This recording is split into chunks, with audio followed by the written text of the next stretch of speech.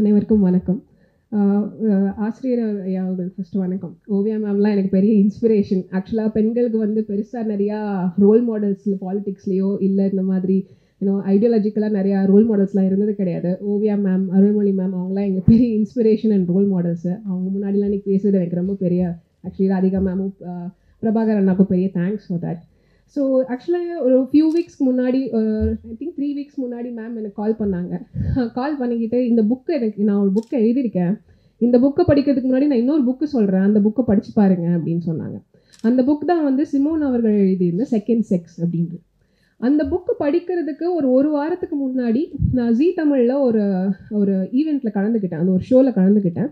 அது என்ன ஷோ அப்படின்னு பார்த்தோம் அப்படின்னா, பெண்கள் இருக்காங்க இல்லையா, கல்யாணம் ஆனதுக்கப்புறம் அவங்களுக்கான ஐடென்டிட்டி லாஸ் எப்படி இருக்குது, அவங்களுக்குன்னு ஒரு அடையாளம் வந்து கல்யாணத்துக்கு அப்புறம் இருக்கா இல்லையா, இல்லை அவங்க வந்து கல்யாணத்துக்கு அப்புறம் வந்து அவங்க எவ்வளோ காம்ப்ரமைஸ் பண்ண வேண்டிய ஒரு சூழ்நிலையில் தள்ளப்படுறாங்க இந்த சொசைட்டியில் அப்படின்ற ஒரு டாபிக், அந்த லைனில் ஒரு டாப்பிக்கில் நான் அந்த ஷோவில் கலந்துக்கிட்டேன். ஸோ அப்போ தான் நான் மேம் சொன்ன புக்கை படிக்க ஆரம்பித்ததுக்கப்புறம் தான் இந்த புக் ஷோக்கு போகிறதுக்கு முன்னாடி இந்த புக்கை நான் படிச்சிருக்கலாமே அப்படின்றது தோணுச்சு. அந்த புக்கு பார்த்தோன்னா அவ்வளோ கிட்டத்தட்ட 900 பேஜஸ் இருக்கும்னு நினைக்கிறேன். அவ்வளோ டென்ஸான ஒரு புக்கு. ஒவ்வொரு பேஜையும் நம்ம படித்து முடித்து அதை வந்து அதில் இருக்கிற அந்த ஒவ்வொரு தாட்ஸையும் நம்ம வந்து ஃபுல்லாக கன்சியூம் பண்ணுறதுக்கே வந்து ஃபார் அட்லீஸ்ட் ஒரு 15 to 20 minutes எவ்ரி பேஜ் ஆச்சு. அது மட்டும் இல்லாமல் நம்ம வந்து பெரியார் அவர்கள், பேரறிஞர் அண்ணா, கலைஞர், இப்போ தலைவர் ஸ்டாலின் அவர்களோட கருத்தெல்லாம் படித்து கேட்டு வளர்ந்ததுனால அதில் இருக்க ஒவ்வொரு கருத்து படிக்கிறப்ப, இது அவர் சொன்னாரே, இது அவங்க அந்த இடத்துல சொல்லியிருந்தாங்களே, இந்த கருத்துக்கு வச்சு தான் இந்த ராமமிர்தம் மூவலூர் அம்மையார் திட்டம் நம்ம கொண்டு வந்திருக்கோமா அப்படின்னு கோரிலேட் பண்ணி பார்க்குறப்ப தமிழ்நாடோட வளர்ச்சி வந்து எவ்வளோ அழகாக இருக்குது, அதுவும் குறிப்பாக இந்த பெண்ணியம் விஷயத்தில் பார்த்தோன்னா எவ்வளோ அழகாக இருக்குது அப்படின்றது வந்து நம்ம எல்லாருக்கும் புரியும். ஸோ இந்த செகண்ட் செக்ஸ் அப்படின்ற புக்கு வந்து கண்டிப்பாக எல்லாரும் படிக்கணும். குறிப்பாக பெண்ணியம் பற்றி பேசுகிறவங்க, பெண்ணியம் பற்றி புரிஞ்சிக்க வேண்டிய, குறிப்பாக பெண்கள், ஆண்கள் பேசுகிறாங்களோ இல்லையோ, that's none of our business. அவங்க பேசினாலும் நமக்கு பெருசாக உதவியாக இருக்க போகிறது கிடையாது. பெரியார் சொன்ன மாதிரி நம்ம தான் பேச வேணும். ஸோ பெண்கள் வந்து கண்டிப்பாக படிக்க வேண்டிய புக் அது. ஸோ ஃபஸ்ட்டு இந்த புக்கோட இண்டெக்ஸ் பேஜ் எடுத்து பார்த்தோன்னா அப்படின்னாலே அதில் குறிப்பாக ஃபியூ டாபிக்ஸ் வந்து எனக்கு ரொம்ப வந்து பர்சனலாக தோணுச்சு. ஏன் அப்படின்னா, என்னோட ஃபீல்டு மெடிசன் ஃபீல்டில் வந்து there are few topics that we keep on talking. ஒரு பெண் மருத்துவர்களாக நாங்கள் திருப்பி பேசுகிறது, ஒரு பெண் ஒரு விமன் பேஷண்ட், ஃபீமேல் பேஷண்ட் வரப்போ அவங்களுக்கு வந்து ஒழுங்கான ட்ரீட்மெண்ட் கிடைக்க மாட்டேங்குது அப்படின்றத வந்து நாங்கள் பெண் மருத்துவர்களை தான் திருப்பி பேசிக்கிட்டே இருப்போம்.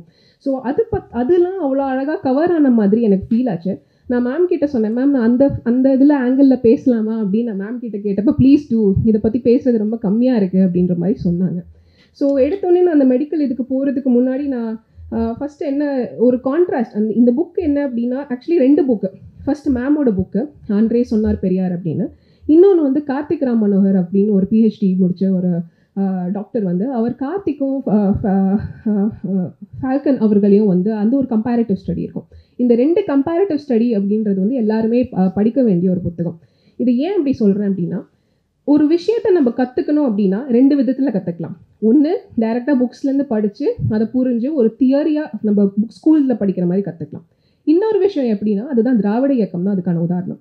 மக்கள்கிட்ட போய் மக்கள்கிட்ட என்ன பிரச்சனைன்னு அவன்கிட்ட கேட்டு அவங்க கூடயே இருந்து அந்த பிரச்சனையெல்லாம் அவங்களுக்கு வந்து இப்போ ஒருத்தங்கனால படிக்க முடியல அப்படின்னா எதனால படிக்க முடியல அப்படின்னு அந்த ஒவ்வொரு தடையாக கண்டுபிடிச்சு அந்த தடையை எப்படி நீக்கலாம் அப்படின்ற ஒரு என்ன சொல்கிற ஒரு சொல்யூஷன் வரதுக்குமே வந்து மக்கள்கிட்ட உரையாடி அவங்களுக்கு எந்த சொல்யூஷன் அவங்களுக்கு வந்து அக்செப்டபிளாக இருக்கும் அப்படின்னு மக்களோட இருந்து மக்களோட உரையாடி அவங்கக்கிட்ட இருந்து ஃபீட்பேக் வாங்கி அதுலேருந்து பாலிசிஸ் கொண்டு வந்து அதுலேருந்து சொல்யூஷன்ஸ் கொடுக்கறது தான் திராவிட இயக்கம். ஸோ சிமோன் அண்ட் பெரியார் அவர்களை கம்பேர் பண்ணுறப்ப பார்த்தோன்னா, சிமோன் அவர்கள் வந்து ஷீ இஸ் அ ஸ்காலர், நிறையா படிச்சிருக்காங்க, நிறையா எழுதியிருக்காங்க. இப்போ பெரியார் அவர்கள் பார்த்தோம் அப்படின்னா அவர் ஒரு பிஸ்னஸ்மேன், மர்ச்சண்ட்டாக இருந்தார். அவர் வந்து பல ஊருக்கு வந்து போயிருக்கார். ஒவ்வொரு ஊருக்கும் போகிறப்ப அங்கே இருக்க மக்கள்கிட்ட என்ன பிரச்சனைன்னு பார்க்குறாரு. அதே மாதிரி இந்த மாதிரி உரையாடல்கள், ஃபீட்பேக்லாம் வந்து என்ன பிரச்சனை புரிஞ்சுக்கிட்டு அதுலேருந்து ஒரு சொல்யூஷன் கொடுக்குறாரு. அவர் சொல்யூஷன் எப்படி இருக்கும் அப்படின்னு பார்த்தோன்னா, இங்கே இருக்கவங்க எல்லாருக்கும் ஒரே சைஸ் ஷூ கொடுத்தா எப்படி பத்தாது இல்லையா, ஒன் சைஸ் ஃபிட்ஸ் ஆல் கிடையாது. அதே மாதிரி இப்போ உங்களுக்கு ஒரு பிரச்சனைனா அது ஒரே பிரச்சனையாக இருந்தாலும் அங்கே இருக்க டைனமிக்ஸ் வேறையாக இருக்கும். ஸோ அவர் பெரியாரோட ரொம்ப அழகாக சொல்வார், ஒரு பெரிய நாடும் சின்ன நாடும் சண்டை போடுதுன்னா நான் சின்ன நாடு கூட தான் இருப்பேன்.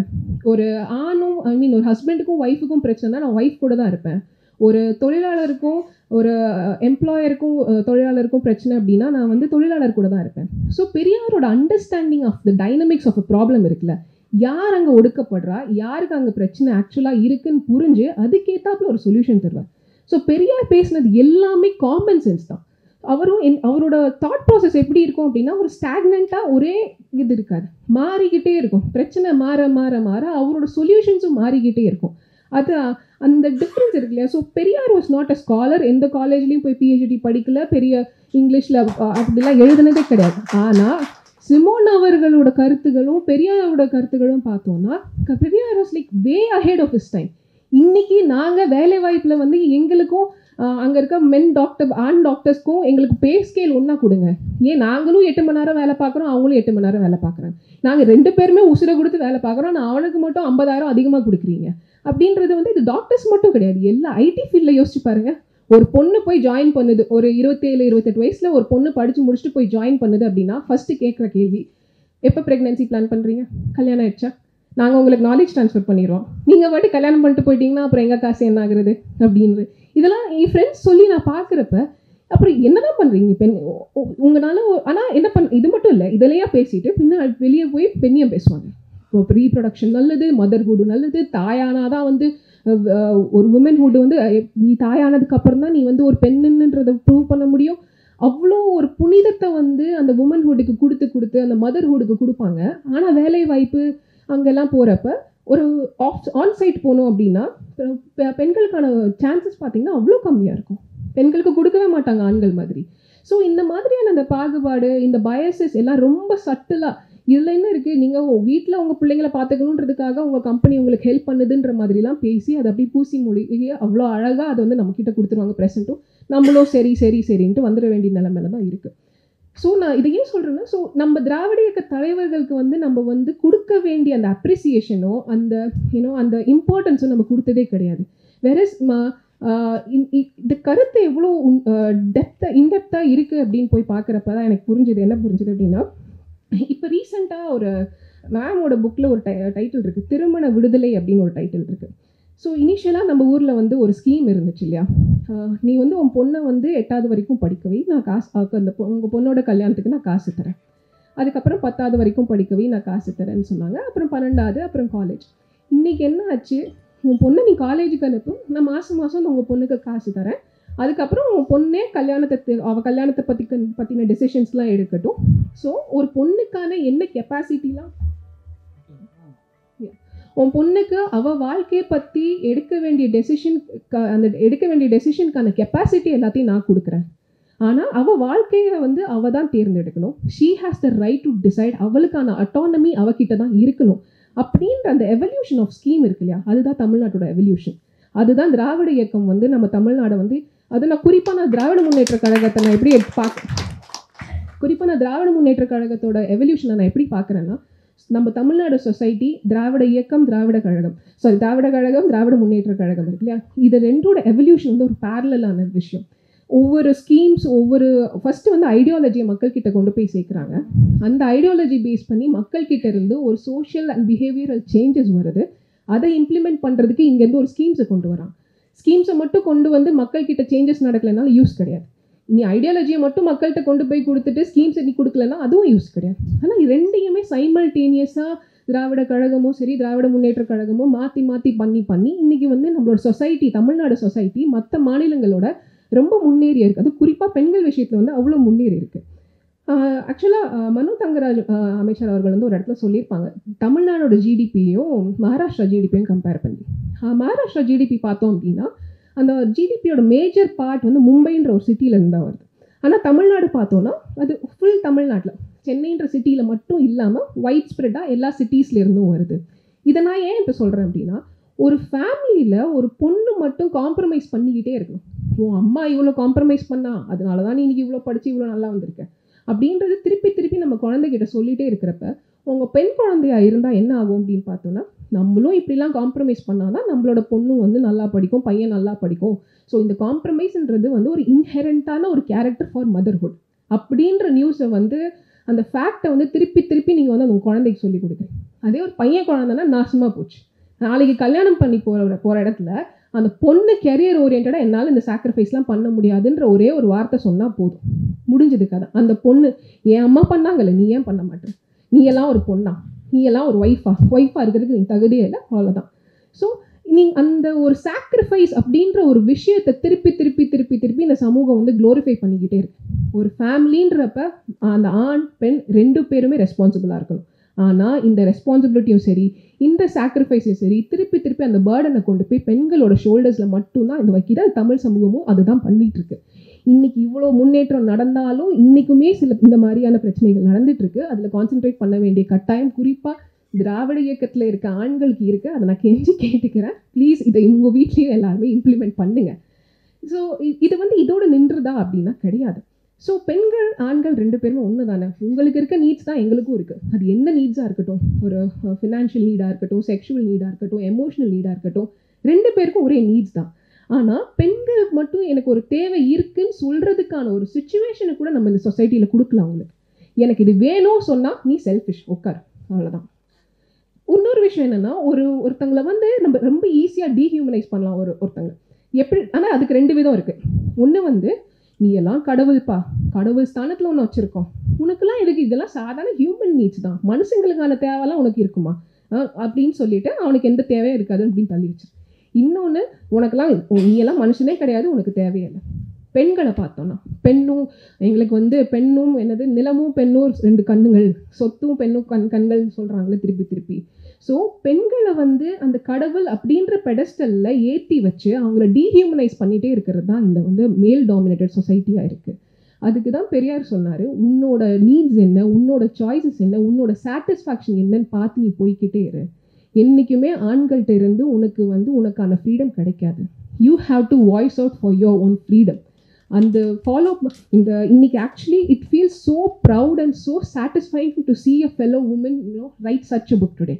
So நாங்கள் தான் I request every young woman here, everyone in fact அதுவும் ஸ்பெசிஃபிக்காக மேரிட் விமன் இருக்கீங்களா, தயவு செஞ்சு உங்கள் வீட்டில் வாய்ஸ் அவுட் பண்ணுங்கள். நீங்கள் வாய்ஸ் அவுட் பண்ணால் மட்டும்தான் நாளைக்கு அடுத்த ஜென்ரேஷன் உங்கள் குழந்தைங்களுக்கு வந்து நீங்கள் வந்து ஒரு எக்ஸாம்பிள் செட் பண்ணுறீங்க. இல்லை அப்படின்னா இந்த விஷயஸ் சைக்கிள் ரிப்பீட் ஆகிக்கிட்டே இருக்கும். திருப்பி திருப்பி எங்களை தான் அவங்க அடிமைப்படுத்திக்கிட்டே இருப்பாங்க. இன்றைக்கி நான் என் ஃப்ரெண்ட்ஸ், இங்கே வந்திருக்க ஃப்ரெண்ட்ஸ் அத்தனை பேர் இருக்காங்க. எங்களுக்கு வந்து இந்த ஐடியாலஜி வந்து எங்கள் வீட்டிலலாம் அப்பா பார்த்தாங்கன்னா எனக்கு சின்ன வயசுலேருந்தே எனக்கு பெரியார் பற்றி பேசியிருக்காங்க. ஆனால் என்ன ஆகுது அப்படின்னா, திருமணத்துக்கு அப்புறம் எங்களோட ஹஸ்பண்ட்ஸ்லாம் பார்த்தோன்னா சப்போர்ட்டிவ், அவங்களும் இந்த ஐடியாலஜிலேயே இருக்காங்கன்னு வச்சுக்கோங்களேன். ஆனாலும் வீட்டில் ரிலேட்டிவ்ஸ்னு யாராவது வந்தாங்க அப்படின்னாலும் நாங்களாம் எங்களோட வேலைகளை 2 பேரும் சரி பாதியாக பிரித்து எல்லாம் வேலை பார்த்துட்ருக்கோம்னு வச்சுக்கோங்க. ஆனால் ரிலேட்டிவ்ஸும் சரி, இல்லை வேறு ஃப்ரெண்ட்ஸ் யாரோ வந்தாலுமே என்ன தப்பாக நினச்சிருவாங்களோ, இல்லை என் ஹஸ்பண்டை நான் ரொம்ப டாமினேட் பண்ணுறேன்னு நினச்சிருவாங்களோ அப்படின்ற ஒரு பயம் வந்து டைரெக்டாக வந்துடுது. அவங்க சொல்லாமலே எங்களுக்குள்ள அந்த ஒரு பயம் வருது. ஏன் அப்படின்னு பார்த்தீங்கன்னா, சொசைட்டி வந்து எங்களை அப்படி தான் வந்து அப்படியே மோல்டு பண்ணி வச்சுருக்கு. இந்த தாட்ஸ் எல்லாம் சொல்லி சொல்லி சொல்லி பொண்ணு தான் சமைக்கணும், பொண்ணு தான் பரிமாறணும். ஸோ ஃப்ரெண்ட்ஸ் வரதுக்கு முன்னாடி நாங்கள் 2 பேர் சேர்த்து சமைச்சா கூட ஃப்ரெண்ட்ஸ் வந்ததுக்கப்புறம் நான் தான் போய் பரிமாற வேண்டியது. ஸோ அந்த பயத்தை தயவு செஞ்சு எங்களோட சப்கான்ஷியஸ்னஸில் வந்து கொண்டு வந்து சேர்க்காதீங்க அப்படின்னு நான் கேட்குறேன். அந்த மெடிசின் பார்ட்டுக்கு நான் வரேன். ஆக்சுவலி இப்போ இங்கே இருக்கிற ஒரு ஆணுக்கும் ஒரு பெண்ணுக்கும் கேன்சர் இன்றைக்கி ஸ்டார்ட் ஆகுதுன்னு வச்சுக்கோங்களேன். ஆணுக்கு வந்து நாளைக்கே டயக்னோஸ் பண்ணால் அந்த பெண்ணுக்கு 2.5 வருஷத்துக்கு அப்புறம் தான் டயக்னோஸ் பண்ணப்படுது. ஏன் தெரியுமா? பொண்ணுக்கு வந்து நீங்கள் திருப்பி வலியெலாம் நீ தாங்கிக்கணும், நீ சொல்கிறதெல்லாம் எதுவும் கிடையாது, it's all in your head, உனக்கு டயர்ட்னஸ் தான், நீ வந்து வீட்டில் சண்டை போடுறதுனால இப்படிலாம் யோசிக்கிற அப்படின்னு சொல்லி அவங்களோட சிம்டம்ஸ் எல்லாத்தையும் வந்து நம்ம மதிக்கவே மாட்டோம். ஒரு சர்வே சொல்லுது, டாக்டர் ஒரு கிளினிக் ஹாஸ்பிட்டலில் 50% of the female patients who come இருக்காங்க இல்லையா, அவங்க 50% of the patients they feel that they have been ignored. நான் சொல்கிறதெல்லாம் டாக்டர்ஸ் நம்ப மாட்டுறாங்க, அவ்வளோ ஈஸியாக தள்ளிட்டு போய்கிட்டே இருக்காங்க அப்படின்னு சொல்கிறாங்க. அதில் குறிப்பாக 20% என்ன சொல்கிறாங்கன்னா, நான் பெண்ணாக இருக்கிறதுனால தான் இப்படி அவங்க சொல்கிறாங்கன்னு எனக்கு நல்லாவே தெரியுது. அதில் ஒரு பேஷண்ட் ரொம்ப அழகாக சொன்னாங்க, எனக்கு வந்து படப்படப்பு இருக்குதுன்னு நான் டாக்டர்கிட்ட போய் சொல்கிறேன், உடனே வந்து ஹஸ்பண்டை பார்த்து உங்களுக்கு அதோட அதிகமாக இருக்குல்ல அப்படின்னு கேட்குறாரு. So what is this? நான் ஒரு டாக்டர்கிட்ட போய் என் சிம்டமை சொல்கிறப்ப ஈஸிலி எனக்கு அந்த இடத்துல ஜெண்டர் டிஸ்கிரிமினேஷன் அவ்வளோ அழகாக தெரியுது. இது பெண் மருத்துவர்கள் வந்தால் சரியாயிடுமா அப்படின்னா ஃபுல்லாக சரியாகாது. ஏன்னா சொசைட்டி திருப்பி நமக்கு இன்வைட் பண்ணுற தாட்ஸ் தான் நான் வந்து பேஷண்ட்ஸ்கிட்ட கொண்டு போய் திருப்பி கொடுப்பேன். ஸோ அதே மாதிரி டயபெட்டிஸ் இன்னும் சில வருஷத்தில் ஆல்ரெடி இந்தியா வந்து ஒரு கேபிட்டல் ஆயிடுச்சு டயபெட்டிஸ்க்கு. போக போக இன்னும் வந்து டயபெட்டிஸ் அந்த சுகர் இருக்குல்லையே அது வந்து அந்த இஷ்யூஸ் வந்து இன்க்ரீஸ் ஆகிட்டே தான் போகும். கேன்சர் வந்து 2.5 வருஷம் டிலே இன் டயக்னோசிஸ் அப்படின்னு பார்த்தோன்னா டயபெட்டிஸ் 4.5 வருஷம். ஸோ ஒரு அம்மாவுக்கு வந்து மயக்கம் வருது அப்படின்னு சொன்னாங்க வீட்டிலனா, தயவு செஞ்சு என்னன்னு பார்த்து டாக்டர்கிட்ட கூட்டிகிட்டு போங்க. இல்லை உடனே தயவு செஞ்சு இன்னொரு விஷயம் நான் ரொம்ப ஈஸியாக ரொம்ப இம்பார்ட்டன்ட்னு சொல்ல வேண்டிய விஷயம் என்ன அப்படின்னா, பெண்கள் அவங்களுக்கு ஹெல்த் இஷ்யூஸ் வந்தால் இம்மீடியட்டாக வீட்டு வைத்தியம், நாட்டு வைத்தியம், இல்லை அவங்களோட டெலிவரினா உடனே நான் இது வந்து நேச்சுரல் ப்ராசஸ் தான், அதனால நான் வீட்டில் தான் டெலிவரி பார்ப்பேன்லாம் சொல்லாங்க. உங்களுக்கு ஹார்ட் அட்டாக் வந்தால் நீங்கள் வீட்டில் இருப்பீங்களா? இல்லை. அதே மாதிரி தான் let them choose what they want. Last few இயர்ஸில் அத்தனை வீட்டில் டெலிவரிஸ் அத்தனை நடந்திருக்கு. அதில் அத்தனை பெண்களோட உயிர்கள் போயிருக்கு. அந்த பெண்கள் தான் அந்த டெசிஷன் எடுத்தாங்களான்னு போய் கேட்டோம்னா கிடையாது, ஆண்களோட டெசிஷன்ஸ் அது ஏதோ இந்த சமூகத்தில் திருப்பி இது நேச்சுரல்னா நல்லது, ஆர்கானிக்னால ஒரு இதுவும் கிடையாதுங்க. ஆர்கானிக்லாம் நல்லதுலாம் கிடையாது. ஸோ இதெல்லாம் அவங்க மண்டையில் புகுத்து ஆனால் அதுக்கான டெசிஷனை கூட பெண்கள் எடுக்க விடாமல் பண்ணுறீங்க பார்த்தீங்களா? அங்கே தான் நிற்கிறீங்க நீங்கள். அவ்வளோ பேட்ரியார்க்கல் மைண்ட் செட் வந்து இம்பைப் ஆகியிருக்கு, ஒரு ரத்தத்தில் ஓடுதீங்க. அடுத்து இன்னொரு விஷயம் அப்படின்னு பார்த்தோன்னா, பெரியார் அவர்கள் ரொம்ப அழகாக சொன்னாங்க. பெரியார் வந்து ஒன்றும் ப்ரெக்னென்சிக்கு அகெயின்ஸ்டாலாம் கிடையாதுங்க. அந்த ப்ரெக்னென்சினால ஸோ அந்த ப்ரெக்னென்சினால அந்த குழந்தைங்கனால நீ குழந்தை பெற்று போட்டுக்கிட்டே இரு, ஆனால் அதுக்கப்புறம் அந்த குழந்தைங்களை பார்த்துக்கிறதுக்காக நீ வீட்லேயே இருக்கணும், கிச்சனில் சமைச்சிட்டே இருக்கணும், வெளியே போகக்கூடாது அப்படின்னு சொல்லி அந்த பெண்களை வந்து பெண்கள் ஒடுக்கப்பட்டாங்க அந்த விஷயத்தினால. So they were enslaved because of pregnancy and kids. அந்த விஷயத்தினால தான் பெரியார் என்ன சொன்னார் அப்படின்னு பார்த்தோன்னா, நீங்கள் குழந்தை பெற்றுக்காதீங்க, அதை வச்சு தானே உன்னை வந்து என்ஸ்லேவ் பண்ணாதீங்க அப்படின்னாரு. ஆனால் இப்போ அந்த பாப்புலேஷன் கண்ட்ரோல் அப்படின்னு வந்து எதுனா, ஸோ இப்போ கான்ட்ரசெப்ஷன் சொல்லுவோம் இங்கிலீஷில். ஸோ அந்த கான்ட்ரசெப்ஷன் அப்படின்னா குழந்தை பெற்றுக்காமல் இருக்கிறதுக்கான வழிகள். So most easy and most effective என்ன அப்படின்னு பார்த்தோம்னா காண்டம்ஸ், ஆணுரைகள் சொல்லுவோம் இல்லையா, அதுதான் ரொம்ப மோஸ்ட் எஃபெக்டிவ். வேறு என்ன அப்படின்னு பார்த்தோன்னா, பெண்கள் வந்து சர்ஜரி பண்ணிப்பாங்க, இல்லை ஆண்கள் சர்ஜரி பண்ணிப்பாங்க, இல்லைன்னா பெண்கள் வந்து மாத்திரை பில்ஸ் எடுத்துப்பாங்க. மோஸ்ட் ஈஸியஸ்ட் இன்வேசிவ், அதாவது ஆப்ரேஷன் எதுவும் பண்ண வேண்டியாத விஷயம் என்னன்னு பார்த்தோம்னா காண்டம் தான். ஆனால் இந்தியாவில் பார்த்தோம் அப்படின்னா 9% ஆண்கள் மட்டும்தான் காண்டம் யூஸ் பண்ணுறாங்க. ஸோ இங்கே அந்த ஃபேமிலி பிளானிங்கான என்டையர் பேர்டனும் திருப்பி வந்து பெண்கள் மேலே தான் வந்து படுது. ஏன் இங்கே வந்து பார்த்தோம் அப்படின்னா 37% of women have to undergo the sterilisation operation. ஏன் அவ்வளோ ஈஸியான ஒரு மெத்தடாலஜி இருக்குது, ஆனாலும் நீங்கள் யூஸ் பண்ண மாட்டீங்க. அது மட்டும் இல்லாமல் அந்த ஆண்களுக்கு பண்ண வேண்டிய operation is very less invasive than women's operation. ஆனால் அது எவ்வளோன்னு பார்த்தோன்னா 0.3% ஆண்கள் மட்டும்தான் அந்த ஆப்ரேஷன். ஸோ இப்போ குழந்தை பெற்றுக்கிறதுனாலும் பெண்களுக்கு தான் கஷ்டம். இப்போ அந்த பாப்புலேஷன் கண்ட்ரோல்னாலும் என்டையர் பேர்டனை கொண்டு போய் நீங்கள் பெண்கள் மேலே தான் போடுறீங்கன்னா என்ன மாதிரியான சொசைட்டிங்க இது? எல்லாத்துக்கான பேர்டனை தயவு செஞ்சு பெண்கள் மேலே போய் போடாதீங்க. அதுக்கு லாஸ்ட்டாக just finish it of. Okay, yeah. So mental health issues வந்து ரொம்ப ரொம்ப ரொம்ப ரொம்ப இதுதான் ஆக்சுவலாக திராவிட மரபு, பெண்களை பேச விட்டு பார்ப்பாங்க. ஸோ யா, அடுத்து வந்து மென்டல் ஹெல்த் இஷ்யூஸ் இருக்கு இல்லையா. முன்னாடி வந்து நான் சொன்னேன் இல்லையா, அந்த பெண்கள் போய் சொன்னால் உனக்கு ஆங்ஸைட்டி தான் அப்படின்னு. ஆனால் ஆக்சுவல் மென்டல் ஹெல்த் இஷ்யூஸுக்கு போகிறப்ப விமென் தான் both under diagnose and over diagnose பண்ணப்படுறாங்க. ஆக்சுவலாக ஹெல்த் ப்ராப்ளம், ஃபிசிக்கலாக ப்ராப்ளம் இருந்து போனாலும் அதை வந்து மென்டல் ஹெல்த் இஷ்யூனால அப்படின்னு சொல்லிடுவாங்க. மென்டல் ஹெல்த் இஷ்யூனால போனாலும் உனக்கு அதெல்லாம் கிடையாது, இட்ஸ் ஆல் இன் மைண்டுனாலுமே நீ நினச்சா நீ சரி பண்ணிக்கலாம் அப்படின்னு சொல்லிட்டு விட்டுடுறாங்க. I think Radhika ma'am good actually she could vouch for that. So I think women should start making their own decisions. கண்டிப்பாக அது ஈஸி கிடையாது, because we are in a situation where நமக்கு வந்து அது ரிப்பீட்டடாக வருஷக்கணக்காக நம்மக்கிட்ட வந்து அது ஒரு சொசைட்டியாக நம்மக்கிட்ட சொல்லி அப்படி வளர்த்துட்டாங்க. But I request at least the young ones to make their own decisions, and I actually want to thank you all for the opportunity today. Thank you.